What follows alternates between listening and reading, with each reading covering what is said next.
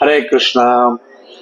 Bro, మన ఆచార్య గురు పరంపరలో చాలా గొప్ప స్థాయిలో ఉండే ఒక గురువు భక్తుల గురించి మాట్లాడుకుంటాం. ఆయన పేరు సార్వభౌమ భట్టాచార్య. హరి బో. ఆయన స్వయంగా చైతన్య మహాప్రభుకే గురు స్థాయిలో ఉంటాడు అనమాట. అది ఏమి కథ అని మనం ఒకసారి చర్చిస్తాం. చైతన్య మహాప్రభు సన్యాసం తీసుకున్న తర్వాత పూరి క్షేత్రంలో జగన్నాథ్పురి నివసిస్తారు అన్నమాట. అక్కడ ఉండి ప్రతిరోజు ప్రతినిత్యం కూడా భగవంతు నామస్మరణ హరే కృష్ణ కృష్ణ కృష్ణ హరే హరే, హరే రామ రామ రామ హరే హరే అని నామ సంకీర్తనతో పాటు సన్యాసి అయినప్పటికీ కూడా ఆయన నృత్యం చేసుకుంటూ వీధుల మీద ఆయన నామ సంకీర్తన చేసుకుని నృత్యం చేసుకుంటూ వెళ్తూ ఉంటాడు అన్నమాట. వెళ్తూ ఉండి ఒకరోజు భగవంతుడు ఒక దర్శనార్థం జగన్నాథ స్వామి ముందు వస్తారనమాట. దర్శనం చేసుకుంటా ఉండేటప్పుడు ఆయన కళ్ళు తిరిగి సొమ్మసిల్లి కింద పడిపోతాడు.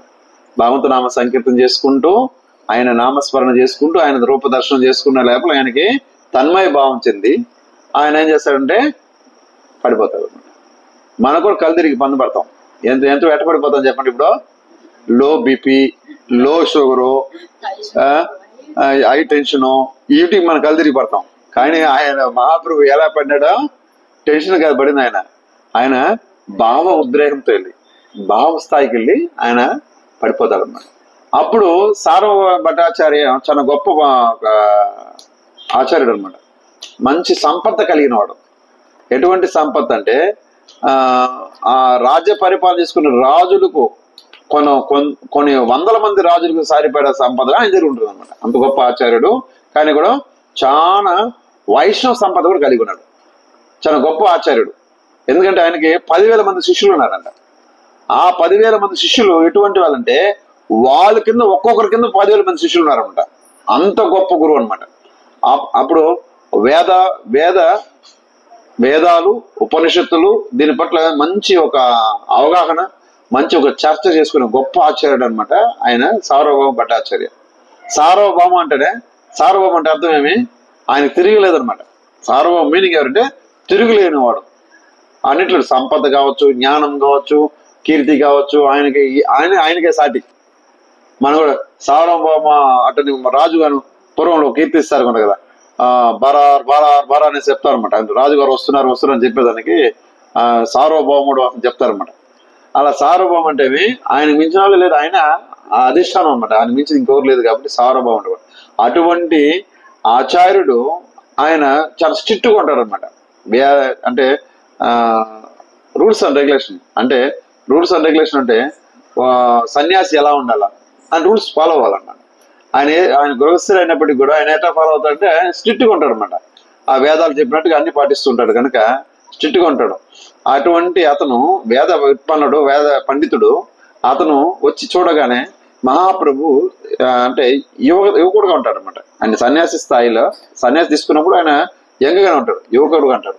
ఆ స్థాయిలో చూసి మా పక్కన అడుగుతామన్నమాట, ఏమి ఆ యువక సన్యాసి పడిపోయినాడు, ఏం పరిస్థితి అంటే ఆయన నృత్యం చేస్తూ ఉంటాడండి, కీర్తన చేస్తూ ఉంటాడు, అలా అప్పుడప్పుడు పడిపోతూ ఉంటాడు అని చెప్తారన్నమాట. అయితే వీళ్ళు ఇంత పాటు వచ్చిన వాళ్ళకి శిష్యులు చెప్తారన్నమాట, ఆయన తీసుకొచ్చి మన ఇంటికి తీసుకెళ్ళిపోతారు. ఇప్పుడు మనం కూడా రోడ్లో పోతా ఉన్నాం అనుకోండి, అన్న గుడికి పోతాం, ఎవరికి సొమ్ములు పడిపోతే ఏం చేస్తాము? ఇతను మన ఇంటికి తీసుకొచ్చేస్తామా? ఏం చేస్తాము? ఎంత వీలుతంత ఆడుకుంటాం, ఏడ మన ఎత్తుకు వస్తుందనేసి, అంతే కదా. కానీ అక్కడ సార్వభౌముడు అంత సామాన్యంగా ఎవరిని స్వీకరించడం మాట, ఎవరిని అంగీకరించడు ఆయన. ఎందుకంటే ఆయన బ్రాహ్మణుడు, ఆచార్యుడు, ఆయన పైగా ఒక పద్ధతి ఉంటుంది కదా, ఎవరైనా తీసుకుపోలేరు కదా. అయినప్పటికీ ఈయన ఒక మొహంలో ఉండే తేజస్సు చేత, మహాప్రభు తేజస్సు చేత ఆయన వశీకరింపబడ్డాడు అన్నమాట. వశీకరింపబడి ఆయన తీసుకెళ్ళిపోయేసి ఒక రోజంతా ఆయన ముందరే కూర్చునేస్తాడు అనమాట. ఆయన ఎప్పుడు లేస్తాడని అంటే తీసుకుపోయి ట్రీట్మెంట్ అందించిన కూడా ఆయన లేడు అనమాట. ఆయన భావస్థాయిలో ఉండిపోయి ఉంటాడు, లేడు. ఒక రోజంతా కూర్చుంటాడు ఆయన ముందర. పక్క రోజు లేస్తే అప్పుడు ఆయన నమస్కరించుకునేసి, ఎవరినైనా నువ్వు ఇలా చేస్తావు, అయినప్పుడు కూడా నువ్వు హెల్త్ కూడా చూసుకోవాలి కదా. ఎందుకంటే ఒక సన్యాసి అనేవాడు వేదాలు, ఉపనిషత్తులు అధ్యయనం చేస్తూ, దాన్ని బోధిస్తూ, చర్చిస్తూ తను గమ్యాన్ని చేరుకోవాలి. అంటే ఇది పొందాల, గ్రేట్నెస్ పొందాల. అదేందు నాయన నువ్వు సన్యాసిగా ఉంటావు, నువ్వు పోయి వీధుల మీద పాటలు పాడు నృత్యం చేయడం ఏంటి అన్నమాట. అలా నృత్యాలను చేయకూడదు. మన తిరుదండం పెట్టుకోవాలా. సన్యాసి అనేవాడు వేదాలు నేర్పిస్తాలా, వేదాలు చదవాలా, అట్లా చర్చిస్తూ అలా బతకాలి. కానీ ఇది మంచి పద్ధతి కాదు కదా అట్లా అడుగుతాడు అనమాట మహాప్రభుని. అడిగితే దానికి ఎంతో వినయంగా మహాప్రభు చెప్తాడు. ఏం చెప్తాడంటే, అయ్యగారు మా గురువు గారు కూడా చాలా ట్రై చేశారు. ఏం ట్రై చేశారు? ప్రయత్నం చేశారు. నన్ను మంచి వేద పండితులు చేయాలని ప్రయత్నం చేశారు. నాకు వేదాలు అవ్వలేదు, నాకు రాలేదు. కనుక నా ఆచార్యుడు నన్ను వదిలేసి కనీసం ఇదినా చేసుకో అన్న నాకు దీన్ని ఇచ్చినాడు స్వామి, అందులో చేసుకుంటున్నాను. ఎందుకంటే వేదాలు నేర్చుకుని అధ్యయనం చేసి దాన్ని అర్థం చేసుకునే శక్తి నాకు లేదు అని వినమ్రంగా చెప్పుకుంటాడు. ఎంత వినయం చూడండి. ఎందుకంటే వేదాలు కీర్తించే ఒక గొప్ప స్థాయి శ్రీకృష్ణ భగవానుడు. ఆ శ్రీకృష్ణ భగవానుడే స్వయంగా ఇక్కడ ఎవరికి వచ్చినాడు? చైతన్య మహాప్రభు వచ్చినాడు. చైతన్య మహాప్రభు వచ్చి ఆయనకు అన్ని తెలుసు. అన్ని తెలిసినప్పుడు ఎట్టున్నాడు? నిండుకుండా తొలగదంటాడే అట్ట వినయం ఉన్నాడు అనమాట. కానీ మనకి ఎలా ఉంటుంది? కొంత ఏమి తెలియకపోయినా కూడా ఏమి అన్ని తెలిసినట్టు చూపించుకునేది అహంకారం. ఏముంటుంది? తనకి ఏమి రాకపోయినా కూడా ఒక భగవద్గీత ఒక శ్లోకం పెట్టుకుని ఊరంతా ఏమార్చుకుని తిరగచ్చు అనమాట. అది అది అది ఏమవుతుందే? అది అహంకారం.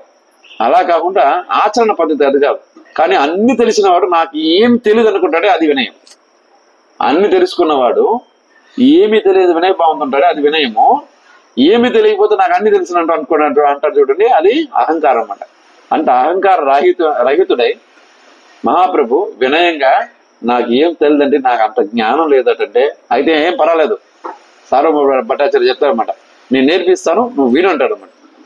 ఓకే అలాగే అండి అలాగే కానండి అని చెప్తారన్నమాట. ఆయన 1.5 గంట 1 గంట సేపు మనం కూర్చొని క్లాస్ అంటే 100 సార్లు మెలికలు తిరుగుతాం. ఆ మధ్యలో ప్రసాదం ఎప్పుడు పెడతారా, ఎప్పుడు వెళ్ళిపోతాం అని కూడా మనకు ఎన్నో ఆలోచనలు వస్తుంది. కానీ 7 రోజులు చర్చ జరుగుతుంది. 7 రోజులు వేదాలు చెప్తుంటాడు ఆయన. 7 రోజులు క్లాస్ చెప్తుంటాడు. మన ఆయనలాగా కూర్చొని పరీక్షిత్ మహారాజ్ చెప్పుకున్నట్టుగా భాగవతం చెప్పినట్టుగా ఇవి కూర్చొని వింటాను. మహాప్రభు దేవాది దేవుడు, ఆయన ఒక అంశ. ఈయన సార్వభౌమ భట్టాచార్య ఆసనంలో కూర్చున్నాడు, ఈయన శిష్యుడి స్థాయిలో కింద కూర్చున్నాడు. ఎంత వినయం చూడండి.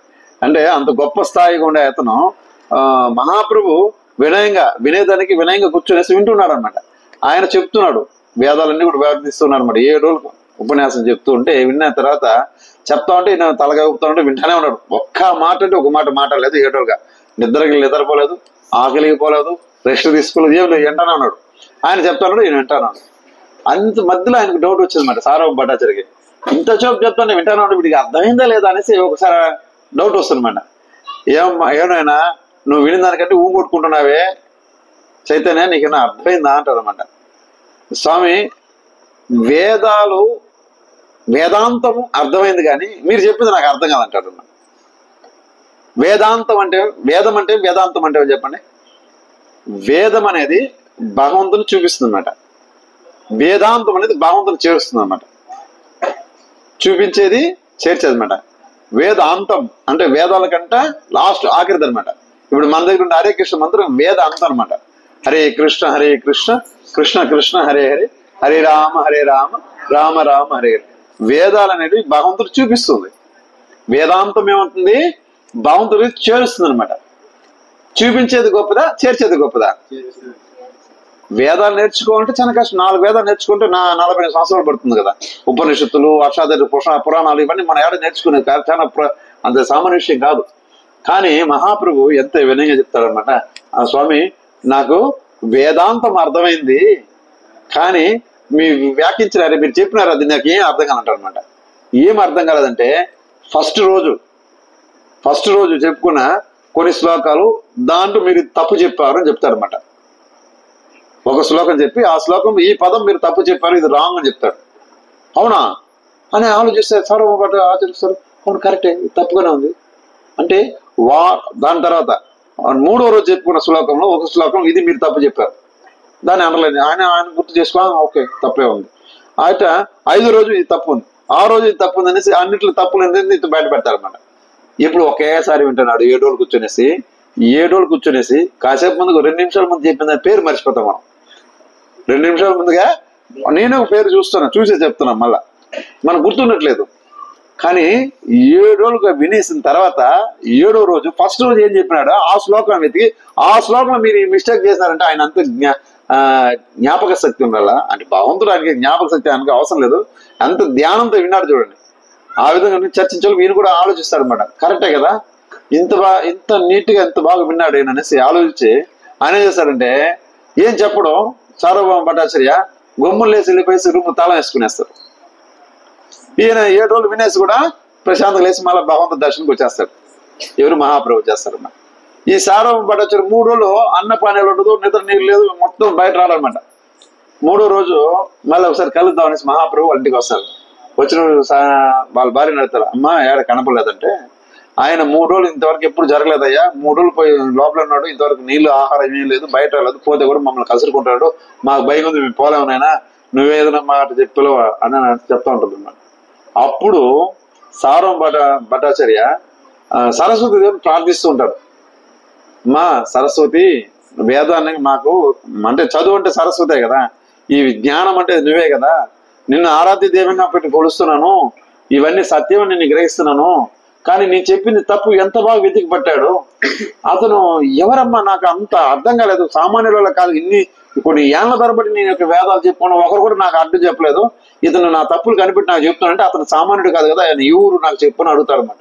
అప్పుడు స్వయంగా శారదామాత అంటే సరస్వతి ప్రత్యక్షమయ్యి ఆయనతో మాట్లాడుతుంది, ఆయన వచ్చింది ఎవరో కాదు, నువ్వు ఓడిపోయాను బాధపడద్దు, నిన్ను ఓడించింది సాక్షాత్తు శ్రీ మహావిష్ణువు అంటే శ్రీకృష్ణ భగవానుడు, దేవాదేవుడు శ్రీకృష్ణ భగవానుడే చైతన్య మహాప్రభు ఇక్కడ అవతారం తీసుకునేసి ఆయన వచ్చినాడు కనుక ఆయన ఉద్దేశం అంటే వేదాలు అందరికీ అర్థం కాదు, సామాన్య ప్రజలకి పామరులు కూడా అర్థం కాదు కదా, అందరూ పఠించలేరు కూడా, కాబట్టి ఈయన మహామంత్రాన్ని ఇవ్వడానికి వచ్చినాడు అనమాట.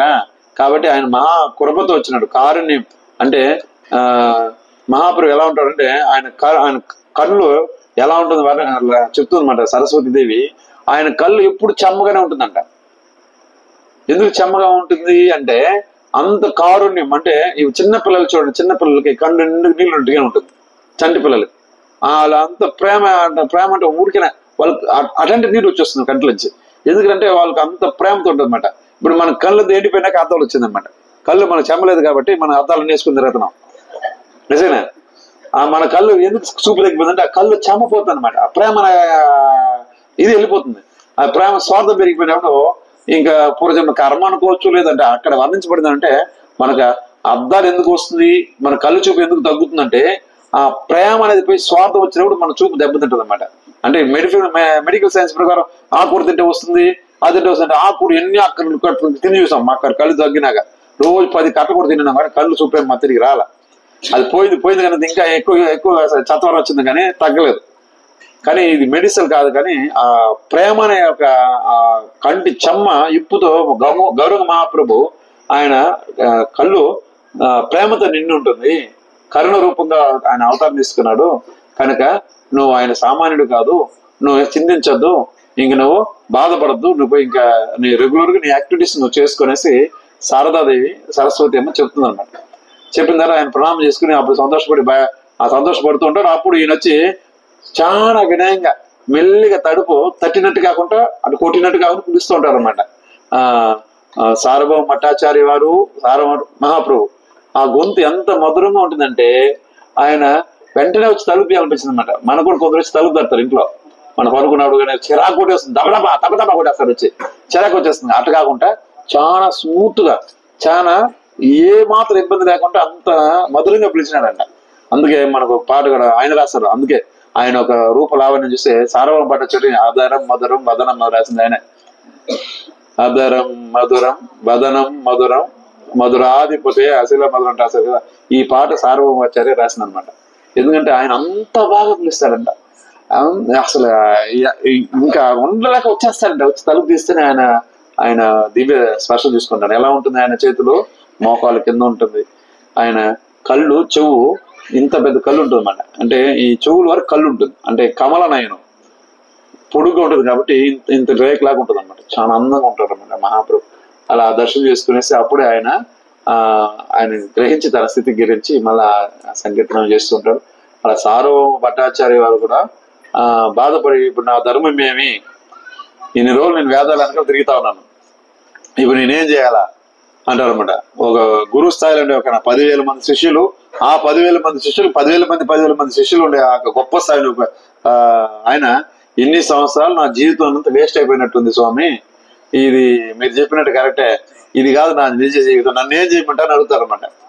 అప్పుడు ఆయనకు గురువై ఈయన శిష్యుడిగా ఫస్ట్ ఉంటాడు.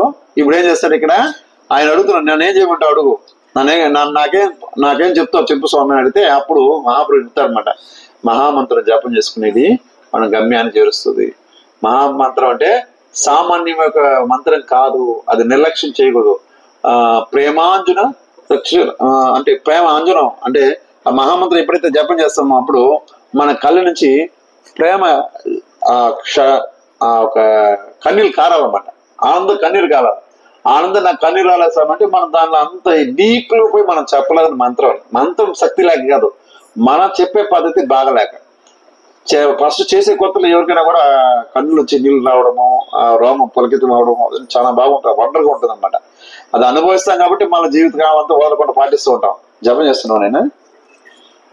కాబట్టి మనం చాలా జాగ్రత్తగా ఉండాలా. మహామంత్రం సామాన్యం కాదు, అంత పెద్ద మహాత్ములే ఎవరైతే సార్వభౌమ భట్టాచార్య గొప్ప గొప్ప వేద విత్పన్నులు, చాలా గొప్ప ఆచార్యుడు అనమాట.